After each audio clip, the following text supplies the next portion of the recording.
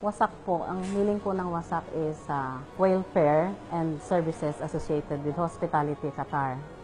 Ito po yung grupo ng mga OFW na tumutulong sa ating mga kababayan dito para po ma-uplift or ma-enhance yung kanilang skills regarding in baking. So ang Polo OWA po ngayon is nag-assist sa amin in terms of food ng mga volunteers and rental ng place. Mayroon po kami mga graduates na dating T-boy which is ngayon pastry chef na sa mga hotels dito.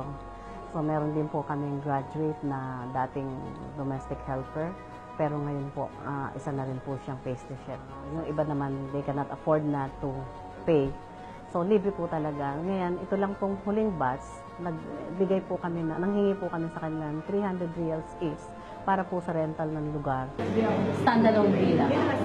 Kasi hindi tayo makakakuha ng place na malapit sa lahat. Merong lugar na medyo malayo sa inyo.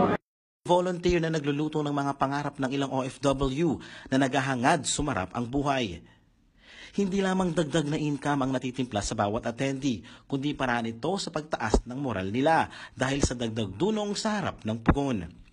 Gaya ng cake na sa unang salang walang halimuyak, kaunti ang attendee sa WASAC sa unang salang. Pero habang umuusok na sa pugon ng kaalaman, ay umakit sila ng maraming gustong tumikim ng matamis na pastries.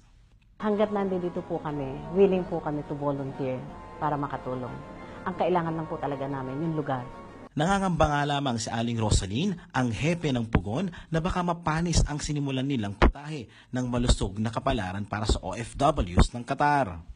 Kahit suportado ng TESDA, OWA at Polo ang kanilang baking school, wala silang sariling panaderya para ma-preserve ang mabuting layunin.